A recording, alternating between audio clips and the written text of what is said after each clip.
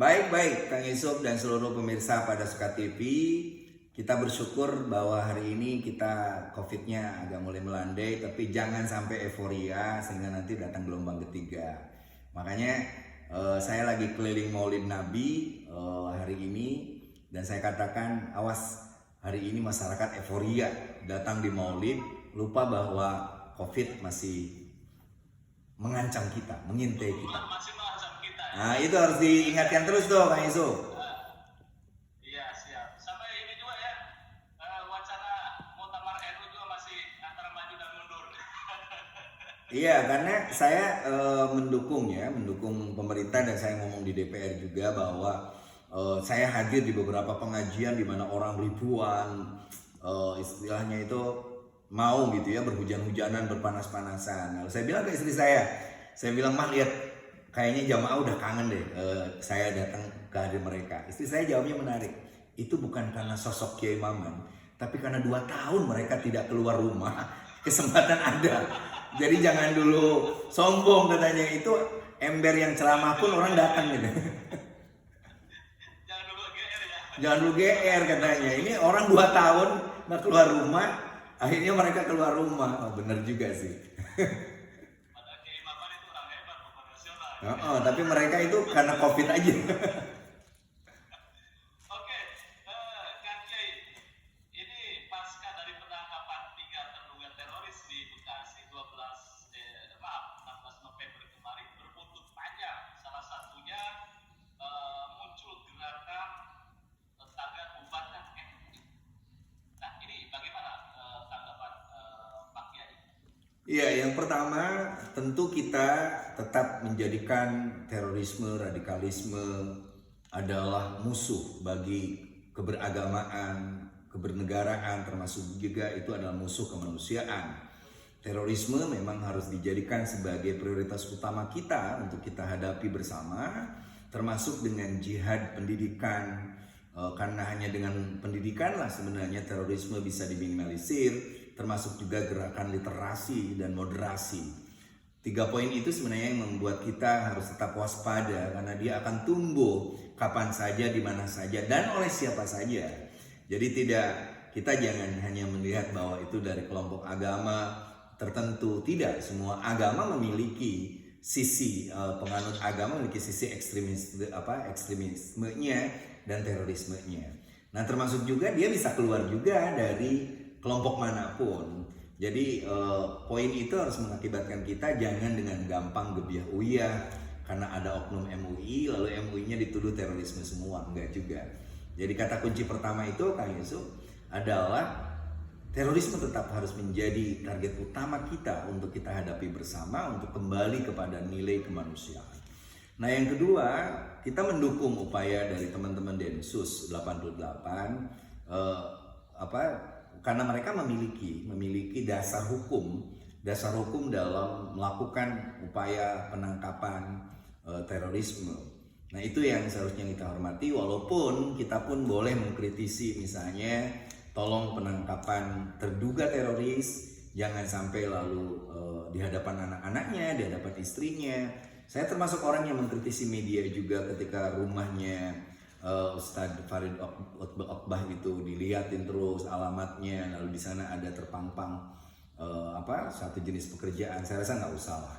Terorisme memang menjadi musuh kita, teroris harus kita hadapi, tapi bukan berarti lalu mereka bisa dijadikan sebagai dieksploitasi anaknya, keluarganya, dan lain sebagainya. Tapi secara prinsipil kita yakin bahwa Densus melakukan itu dengan dasar hukum, dengan cara-cara konstitusional yang harus kita garis bawahi, termasuk ke teman-teman media, jangan mengeksploitasi, apalagi bikin drama penangkapannya kayak drama bersambung, kayak drama Korea gitu. Nggak usah.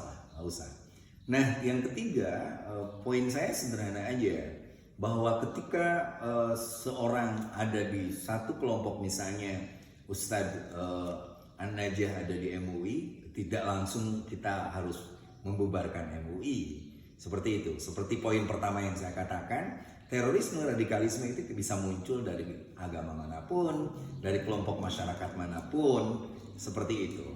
Dulu saya pernah punya guyonan dengan Gus Dur, Kang Yusuf. Ketika misalnya MUI menolak pluralisme ketika itu ya, pluralisme. Padahal saya dengan Gus Dur meyakini bahwa pluralisme adalah cara kita untuk lalu meyakini keyakinan kita tetapi juga menghargai keyakinan orang lain.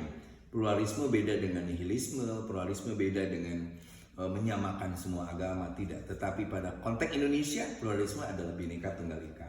Makanya ketika itu Gus Dur bilang, ini MUI selama masih ada Indonesianya tidak boleh dong melarang pluralisme. Kayak gitu kata beliau.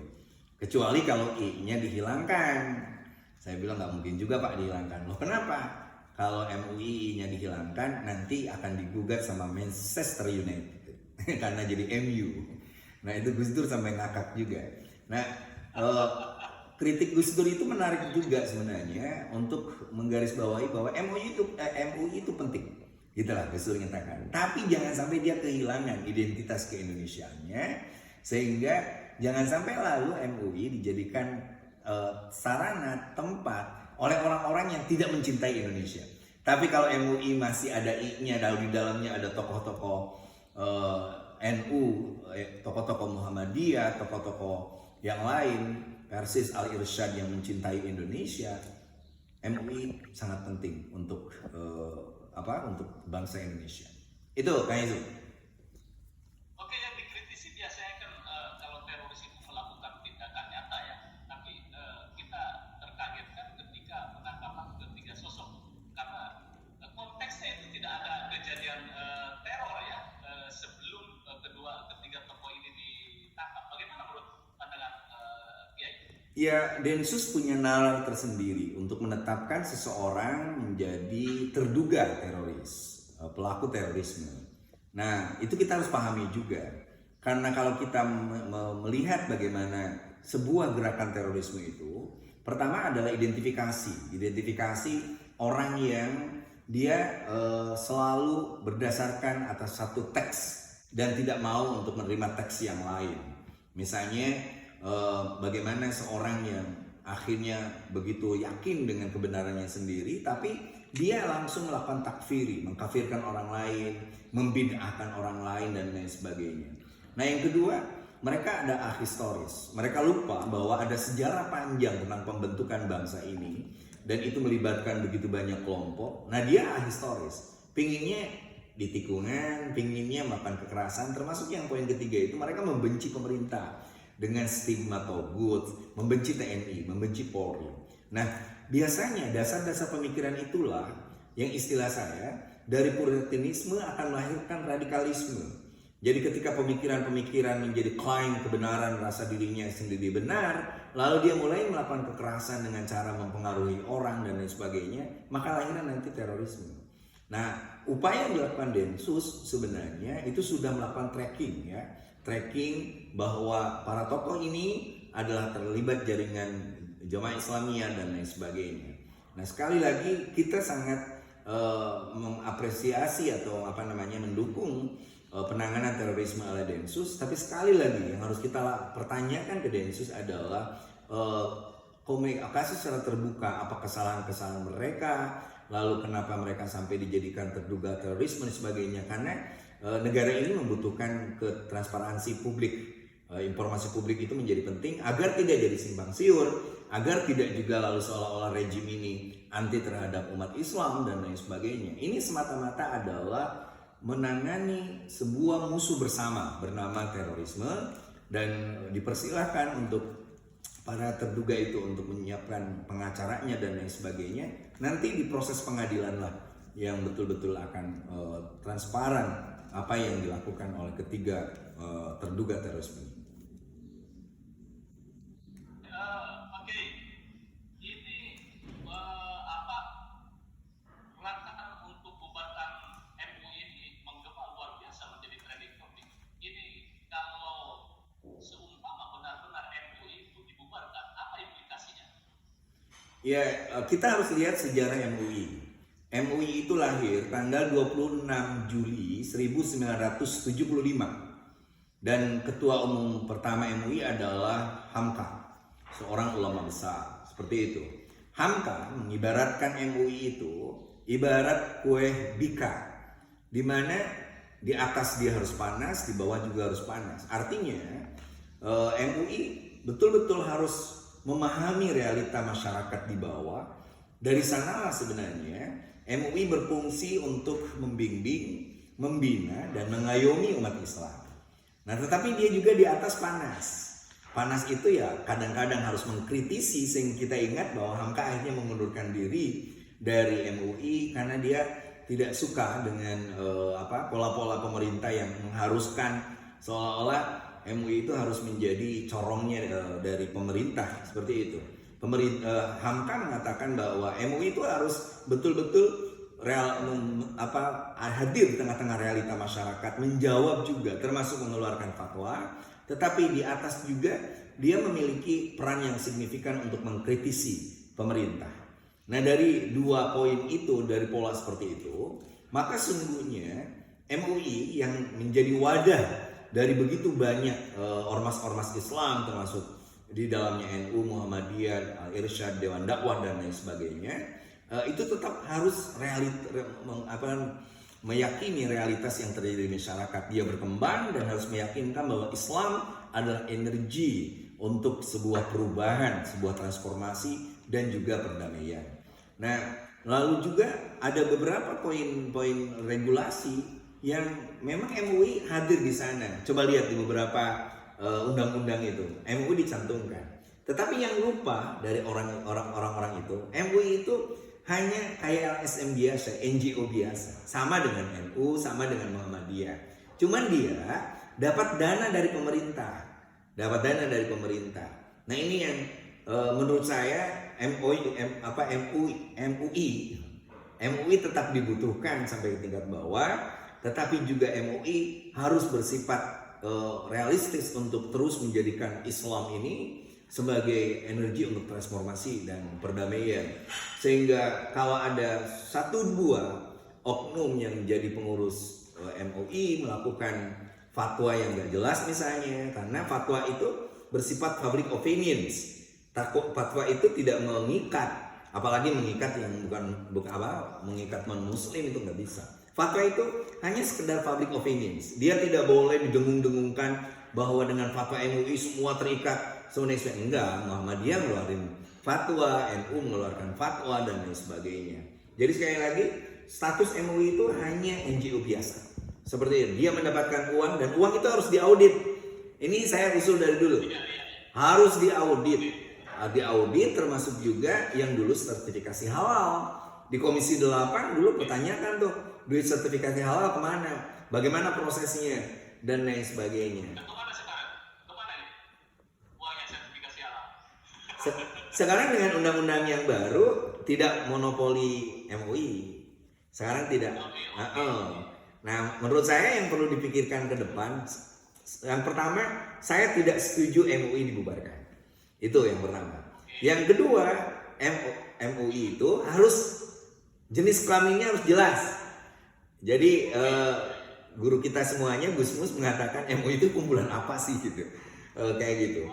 Nah, sama juga sih, saya bisa kritik juga ormas-ormas besar yang ada di Jakarta, kayak gitu. Kebanyakan tokoh-tokohnya sih is okay, tetapi di bawah-bawahnya itu doktor. Tahu nggak dokter, Kang Yusuf?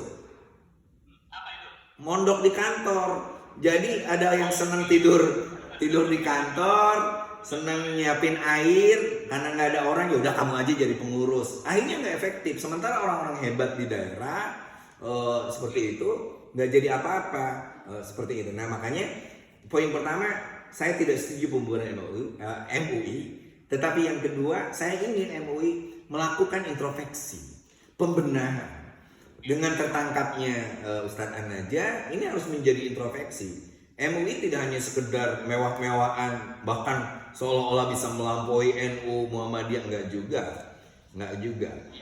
Ini adalah sebuah wadah di mana seluruh ormas mencari titik temu dalam mencari persoalan-persoalan umat. Saya ingin dengar sebenarnya fatwa MUI tentang perubahan iklim, tentang bagaimana cara lingkungan, Jadi, kalau istilah saya itu kan ada hablum minallah, hablum minan nas, ada hablum minal alam.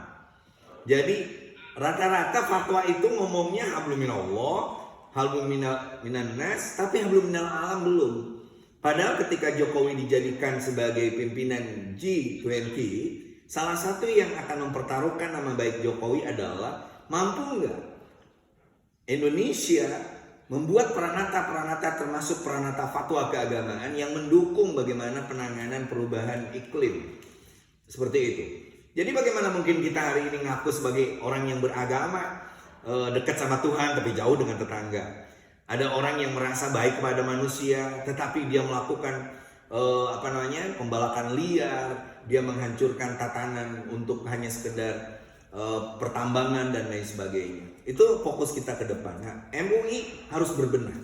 Nah, yang ketiga, ada edukasi ke tengah masyarakat, Kang Yusuf. Jadi masih ada yang menganggap bahwa MUI itu adalah lembaga resmi fatwa negara. Akhirnya yang jadi ketua MUI berbusung dada. Enggak juga kok. Kita boleh menolak fatwa MUI. Karena saya sudah punya fatwa NU misalnya. Orang Muhammadiyah punya fatwa Muhammadiyah. Itu hanya public opinions aja.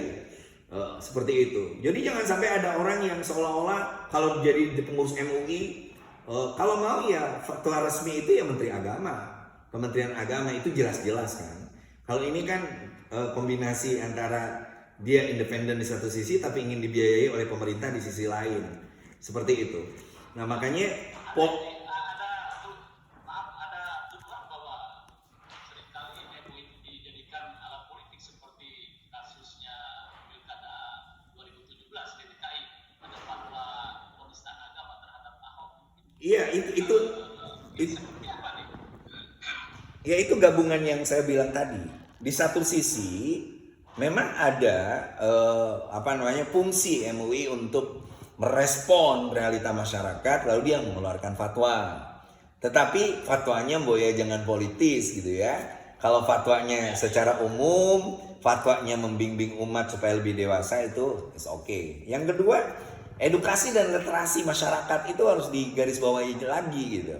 Mereka tuh nggak paham MUI itu NGO biasa, LSM biasa, isinya orang-orangnya itu tadi. Kadang-kadang pengangguran juga karena tidak dimasukin di NU, di Muhammadiyah, di mana ya udah deh kamu di MUI gitu. Saking ingin eksisnya. Nah, makanya sekali lagi ini adalah momentum nih. Momentum MUI untuk berbenah, momentum MUI untuk kembali kepada tujuan utamanya, yaitu melakukan bimbingan, pembinaan dan pengayoman terhadap umat Islam di Indonesia. Gimana kalau melihat gerakan bubarkan MUI, sebetulnya siapa yang berkepentingan dengan narasi itu? Saya rasa gini ya, ada orang-orang yang memang dia memiliki kepekaan terhadap satu lembaga yang terlalu, istilah saya overacting gitu ya, overacting juga.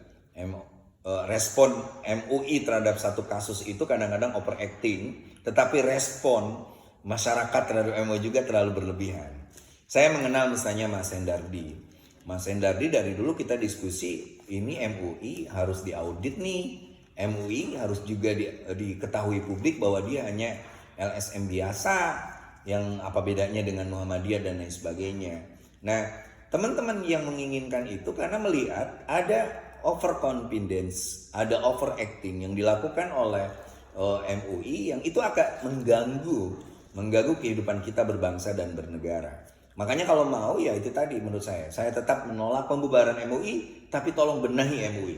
Benahi MUI, segalanya, transparansi keuangan, akuntabilitas, terus bagaimana proses fatwa itu keluar. Fatwa sekarang kan harus melibatkan juga expert di bidang masing-masing, tidak hanya sekedar dengan nafsunya sendiri. Dan ada orang yang karena dia tidak merasa bisa bersuara di ormas-ormas besarnya, dia ngomonglah di MUI, padahal dia perwakilan dari ormas yang ia wakili gitu.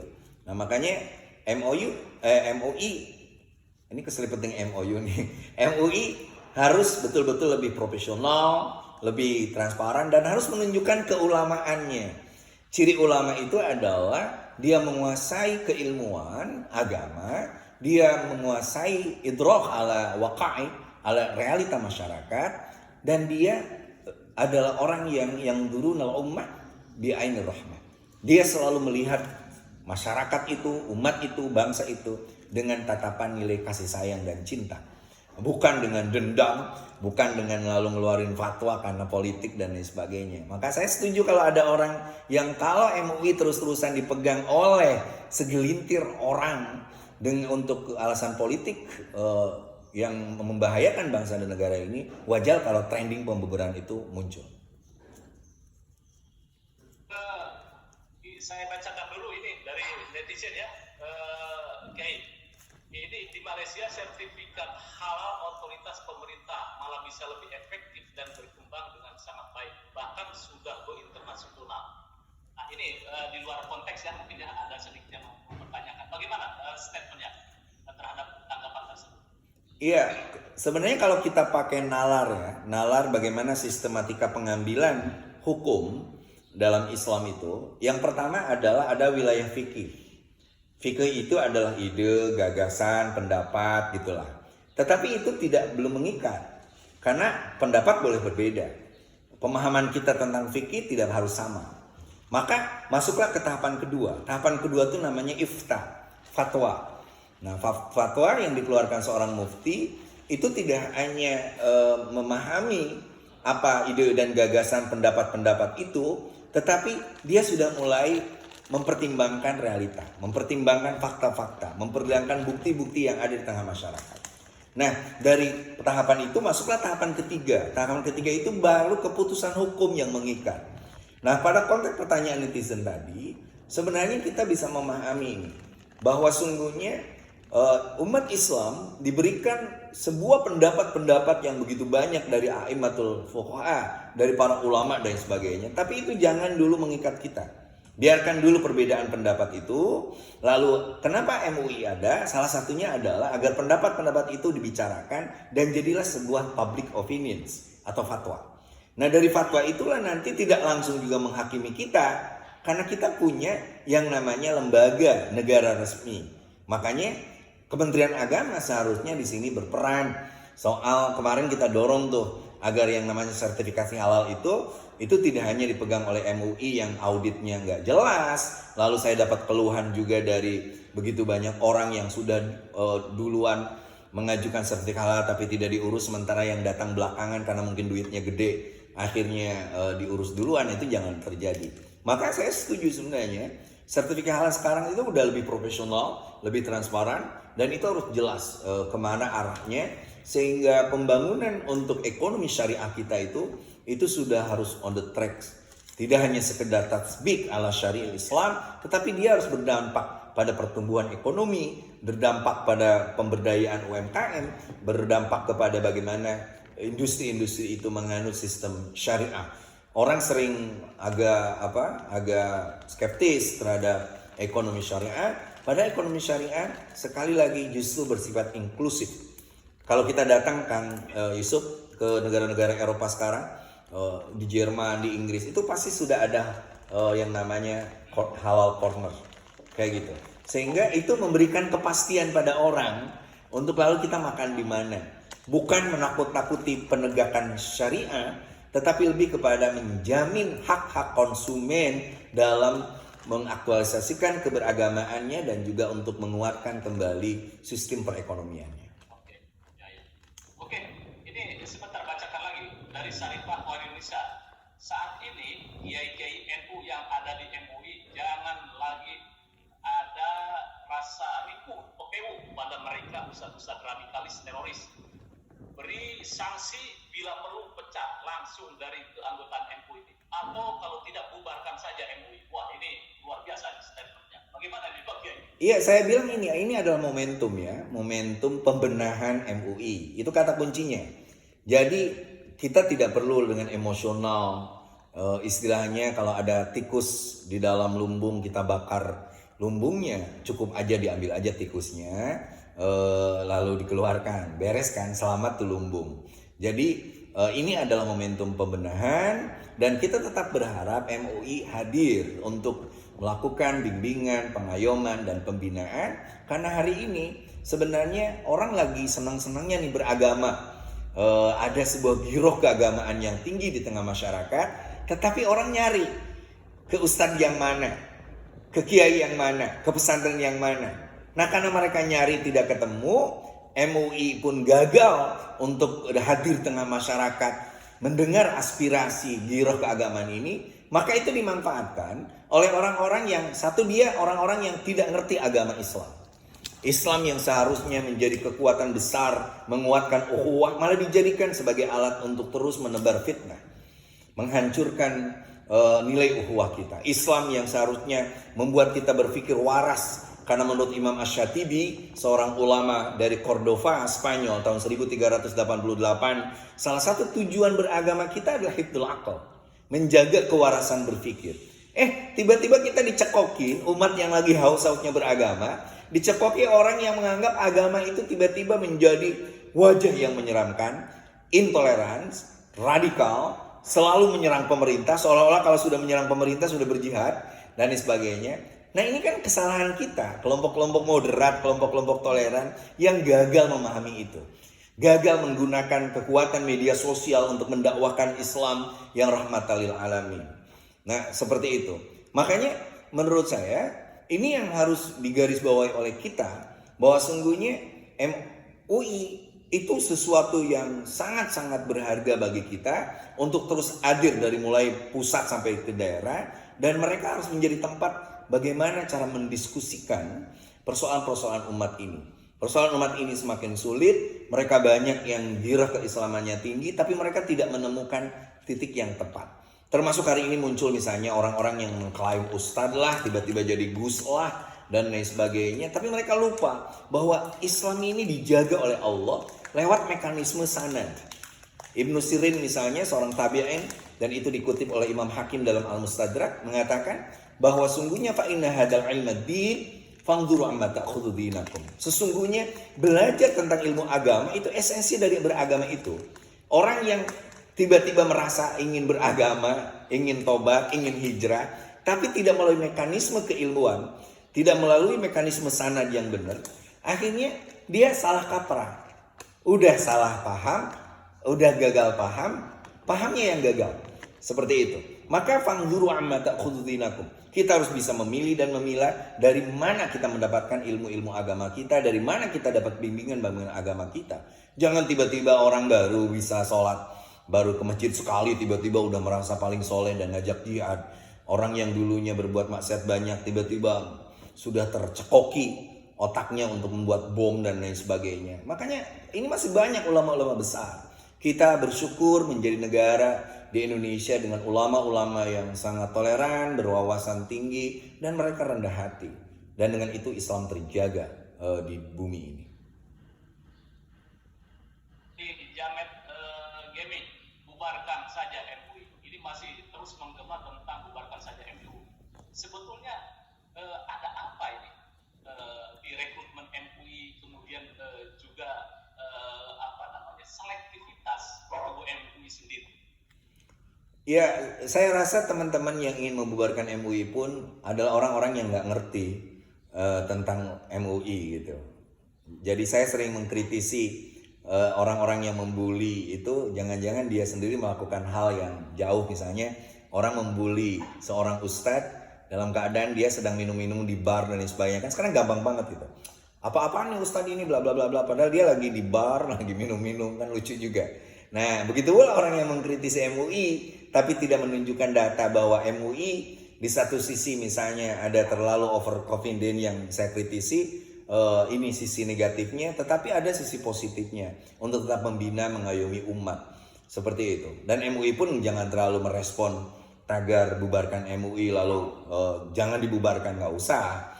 Buktikan aja dengan pembenahan manajemen, buktikan aja dengan transparansi keuangan, buktikan aja dengan seleksi keanggotaan atau kepengurusan MUI. Buktikan aja, banyak kok kiai-kiai yang tidak jadi anggota MUI, lebih MUI daripada MUI. Tetapi ada orang yang kayak istilah saya itu doktor-doktor yang suka mondok-mondok di kantor, bukan ustadz, bukan kiai, tapi karena pengurus MUI, padahal dia mungkin siapa gitu ya, tukang cilok di depan kantor MUI karena nggak ada orang satu, masuk aja mang, langsung jadi kiai haji, jadi nggak jelas juga.